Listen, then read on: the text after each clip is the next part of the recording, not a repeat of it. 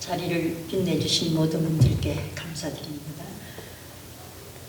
오늘 이 본문은 사도행전 18장 4절에서 11절의 말씀 속에서 사도 바울이 하나님의 말씀에 붙잡혀서 예수는 그리스도라 증거하기를 쉬지 아니했다 라는 이 말씀을 근거로 붙잡힌 인생이라는 제목으로 함께 말씀 나누고자 합니다.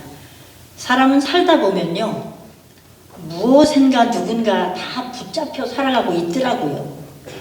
불신자들 보면 물질에 붙잡히기도, 또는 술에 붙잡히기도, 혹은 젊은 사람들은 게임에 붙잡혀서, 또는 귀신에 붙잡혀서 살아가는 참 불쌍한 인생들도 많이 있어요.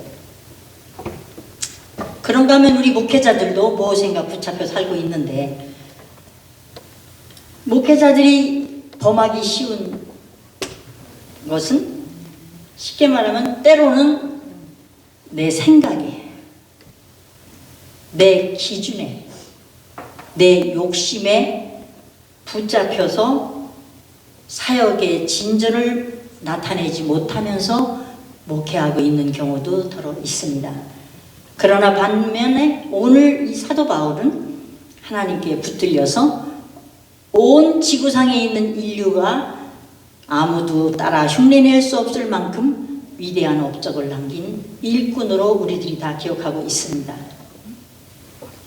성경 말라기에서 신약 성경이 되기까지 그 기간을 신구약 중간기라, 또는 암흑기라, 또는 중세시대라, 이렇게 우리들이 말하고 있는데, 하나님께서 이스라엘 백성에게 전혀 말씀하시지 않은 세월이 400년이었습니다.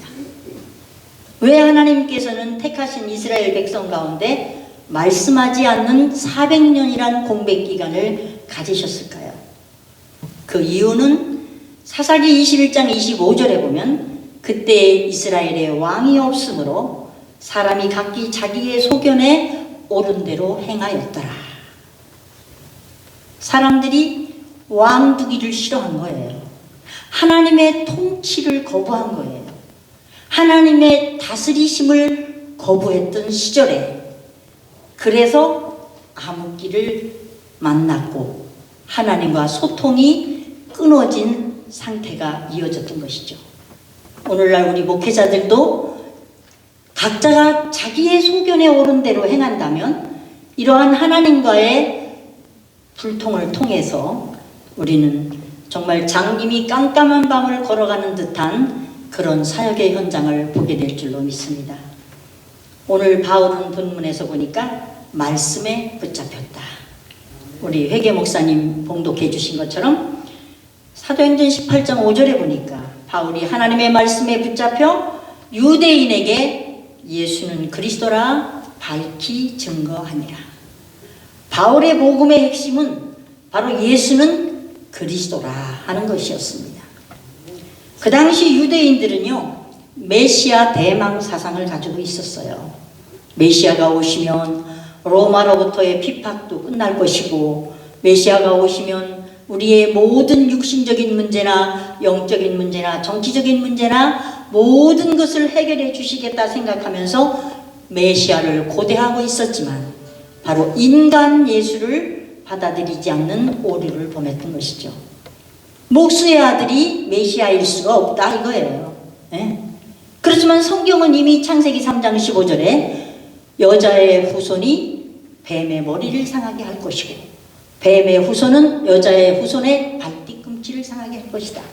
이 말씀이 첫 복음이며 첫 메시아 언약으로서 그리스도께서 오셔서 십자가의 고난을 당하실 것이나, 그러나 대승리를 가져올 것을, 사단의 모든 권세를 깨뜨리실 것을 이미 창세기 3장 15절에는 인류에게 언약해 주셨습니다.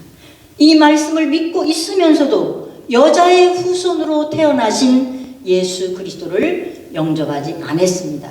그때 사도 바울은 사도행전 13장 9절에서 10절까지 보면 악행이 가득한 자여, 마귀의 자식이요, 의의 원수요 주의 바른 길을 굽게 하는 자라 하면서 그들의 죄를 책망했습니다. 그러면서 바울은 목회를 어떤 관점에서 목회를 했는가? 그는 하나님의 열심으로 내가 열심을 낸다. 하나님의 열심으로. 내 욕심을 위한 것이 아니라. 두 번째, 아비의 마음으로 나의 자녀들아. 보면은요, 자기 자식은 조금 철이 들나도 잘못을 해도 뭐 좀 결점이 있어도 다 용납하고 기다려줍니다. 이게 부모의 마음이죠. 근데 목회자가 성도들의 그런 약점과 단점과 허물도 내 아들을 기다려주는 마음같이 기다리며 사랑해야 된다고 저는 생각합니다. 어미같이 내가 해산의 수고를 아끼지 않는다. 보면 우리는 성도들이 좋은 성도들만 와서 교회에 보탬이 돼주고 도움이 돼주기를 바라는 잘못된 생각을 할 때가 때로 있어요. 그러나 진정한 목회자는 어떤 허물이 있는, 어떤 부족한, 어떤 단점이 있는 성도가 온다 할지라도 우리는 그를 다시 태어나게 하는 해산의 수고를 아끼지 않는 어미의 마음으로 목회해야 된다고 생각합니다. 또는 바울은 중매쟁이 심정으로 목회를 했다 그랬어요. 내가 너희를 정결한 처녀로 그리스도께 드리려고 목회한다. 내 종 만들려는 게 아니라, 내 말 잘 듣는 교인 만드는 게 아니라 그리스도께 정결한 처녀로 드리기 위해서 나는 중매쟁이 역할을 하고 있다. 우리 모든 성도들이 다 주님과 1:1의 관계에서, 신랑과 신부의 관계에서 그리스도 안에서 신령한 사랑과 은혜와 능력을 경험하시는 여러분들이 다 되실 줄로 믿습니다. 아모스 8장 11절에 보면요, 보라 날이 이르리니 내가 기근을 땅에 보내리니 양식이 없어 주림이 아니요 물이 없어 가람이 아니요 하나님의 말씀을 듣지 못한 기갈이라 그랬어요. 그래서 아모스 8장 13절에도 보면 그날에 아름다운 처녀와 젊은 남자가 다 갈아여 피곤하리니. 아름다운 처녀는 뭐예요? 신앙의 정절을 지킨 사람을 가리키는 거예요. 한 번도 세상과 죄와 타협하지 않은 신앙의 정절을 지킨 아름다운 처녀도 기진하고 맥진해진다. 왜? 말씀이 없어서. 젊은 남자도 다 피곤한다. 젊은 남자는 뭐예요? 믿음의 용사들이죠. 세상과 싸우고 죄와 싸우고 사단과 싸워서 이기는 그런 젊은 장수 같은 신앙인들도 피곤해 있다. 왜? 생수의 말씀이 없어서. 오늘날을 가리켜서 말씀의 홍수시대라고 일컫고 있습니다. 유튜브만 켜면 설교가 말도 못하게 많이 나와요. 그러나 사실상 홍수물은 먹을 수 없는 게 홍수물이에요. 탁해서 자기 사상, 자기 감정, 자기 분노, 자기 지식, 자기 경험, 이거 다 먹을 수 없는 홍수예요. 전하는 자들이 먼저 내 심령이 깨지고 부서지고 반석에서 샘물이 솟아나듯 부서진 영혼의 가슴 속에서 터져나오는 하나님의 진리의 말씀만이 영혼을 살리는 생수가 될 줄로 믿습니다. 우리는 말씀에 사로잡혀서 주의 일을 끝까지 하나님의 영광을 드러내는 저와 여러분 되시기 바랍니다. 저는 참 부족한 게 많아요. 다른 사람보다 유독 이렇게 키도 짝달막하고 그냥 못난 게 많아서. 그런데 단 한 가지, 사역을 43년 단독 목회하는 동안 단 한 번도 교인에게 짜증을 내거나 교인을 미워하거나 저는 남편과 다투거나 불평을 해본 적은 없어요. 왜? 내가 신학교 가기 전에 성경을 읽다가 말씀 속에서 하나님을 만났어요. 나는 내가 꽤 괜찮은 사람인 줄 알았어요. 어려서부터 착실하게 선생님 말씀 잘 듣고 부모님 말씀 잘 듣고 살았으니까. 근데 성경을 읽다 보니까 내가 살인자예요. 살인자. 형제를 미워하는 것이 곧 살인죄라. 저 그 말씀 앞에서 깨졌어요. 얼마나 울었는지 타월 하나가 다 짤 정도로 울었어요. 앉은 자리에서 마태복음서부터 계시록까지 다 성경을 읽으면서 성경이 말하고 있는 모든 죄를 회개하고 성경에서 말하고 있는 모든 은사를 경험하고 성경에서 말하고 있는 천국을 다 보고 그 자리에서 대굴대굴 둥글었어요. 나 이렇게 깨끗하게 회개했을 때 하나님 좀 데려가세요. 나 천국에 데려가세요. 그랬더니 주님 하시는 말씀이 내가 아는 것과 내가 사모하는 것을 세상에 전하라 그러시더라고요. 그래서 그때 그 자리에서 두 손 번쩍 들고 하나님 앞에 서원을 했어요. 하나님, 나같이 부족한 것도 필요하시다면 일평생 이렇게 십자가의 고통을 통해서 구원하신 그 보배로운 피의 공로를 내가 무엇으로 보답할 수 있겠습니까? 나 같은 사람 사용하신다면 웃으면서 하겠습니다. 불평하지 않고 배고파도 헐벗어도 굶주려도 돈이 없어도 하나님 웃으면서 하겠습니다라고 두 손 들고 하나님과 약속한 약속을 저는 지금까지 지키면서 잘한 것은 없고 두드러지게 업적은 없지만 정말 기쁨으로 그것도 이 가슴 속에서 샘솟는 펄펄 끓는 샘솟는 기쁨으로 오늘까지 사역을 할 수 있었던 것이 말씀이 나를 이끌어왔다 생각합니다. 저와 여러분 모두 남은 여생 얼마나 하나님께서 우리 인생의 시간을 주실지는 아무도 모르지만 주신 기간 동안 말씀에 붙잡혀서 능력 있게 쓰임받는 저와 여러분 되시기 바랍니다. 두 번째, 사도 바울은 성령에 붙잡혀서 일을 했어요. 하나님의 사람들은 누구나 다 성령의 인도에 따라 움직여야 하죠. 당연한 말씀이에요. 예, 사도 바울 사도행전 18장 9절에 두려워하지 말며 침묵하지 말고 말하라. 주님의 그 성령의 음성에 귀를 기울이고 바울은 담대히 복음을 전하다가 때로는 아시아에서 복음을 전하지 말라는 성령의 음성에는 자기의 발걸음을 멈추고 기다리고 또는 마게도냐로 건너와서 우리를 도우라는 환상을 통해서는 가서 복음을 전하는 성령이 막으시면 잠잠하고 열어주시면 말씀을 전하는 성령에 사로잡혀서 일했던 바울의 모습을 우리는 깊이 생각해 봐야 될 줄로 믿습니다. 이렇게 성령에 사로잡혔던 이 바울의 얼마나 업적이 컸어요? 바울은 사도행전 13장 2절에서 12절에 보면 사단을 결박하고 16장에 보면 기적을 나타내고 복음 전하다 옥에 갇혔는데 거기서 걱정 안 하고 찬송 부르고 기도하는데 옥문이 저절로 열렸잖아요.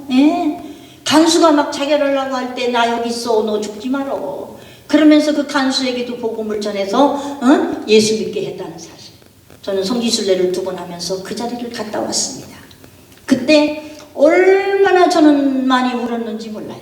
사도 바울이 감옥에서 간수를 전도했다라는 그 감옥은요 보니까 이렇게 높은 바위 산이에요. 바위 덩어리. 이 교회의 한 절반만한 바위, 큰 바위인데 위에서 사람 하나를 이렇게 내려보낼 만한 구멍을 파놓고 제수를 떨어뜨리면 그 밑에는 아무것도 없어요. 그냥 바위 속이에요.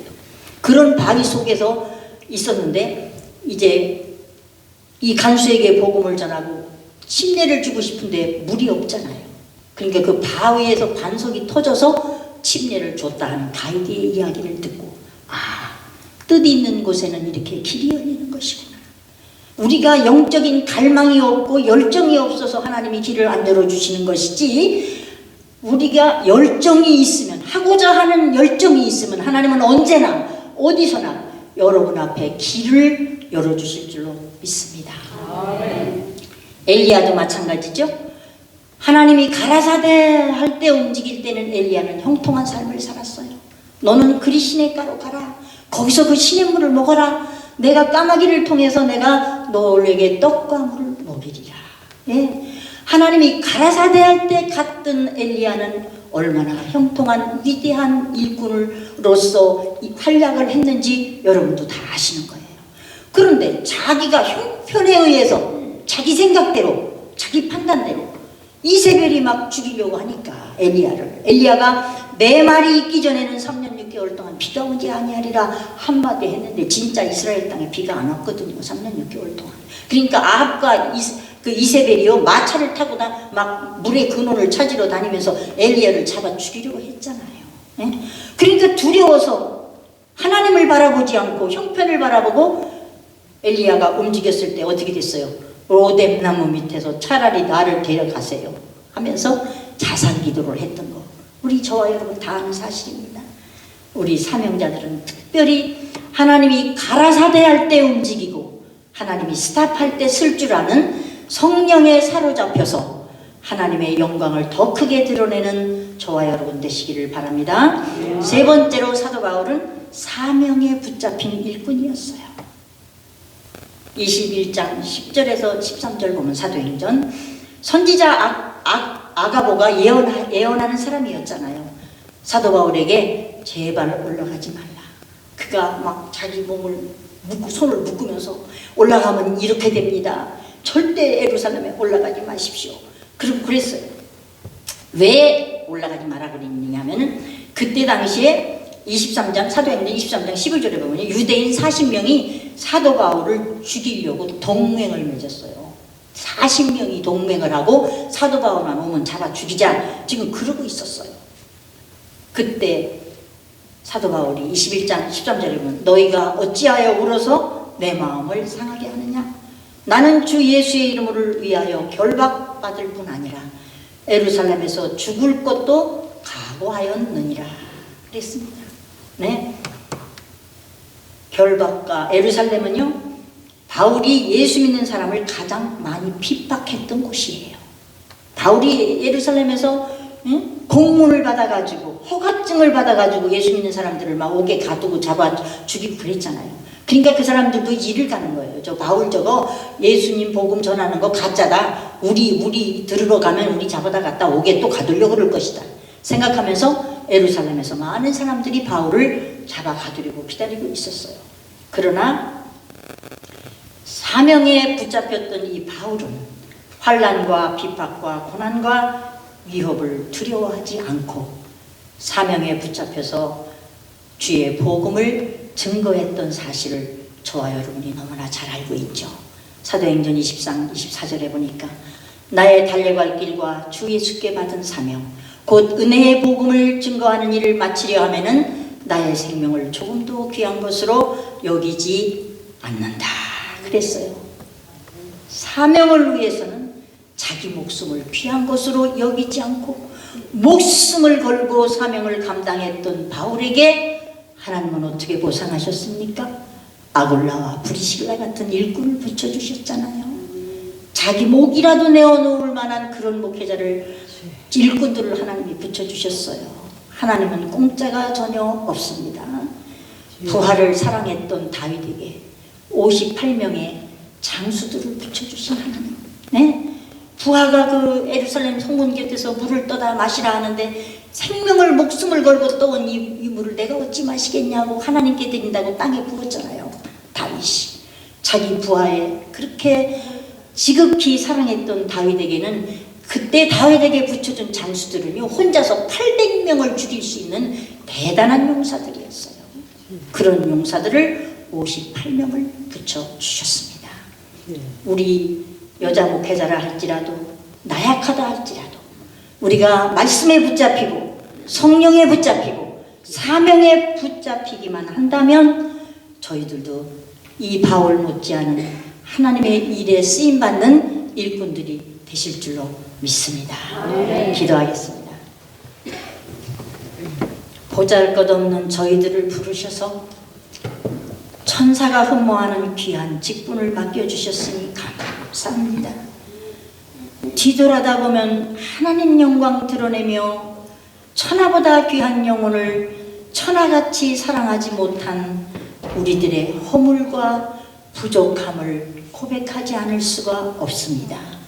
오늘 이 말씀 통해서 남은 여생 말씀에 붙잡혀 성경적 사고로 생각하고 말하고 행동하는 삶이 있게 하여 주시고 성령에 붙잡혀서 주님의 명령 따라 움직이게 하여 주시고 사명에 붙잡혀 목숨을 아끼지 않는 바울 같은 열정을 통해서 하나님 나라 확장에 더욱더 쓰임받는 저희 모두 되게 하여 주시옵소서.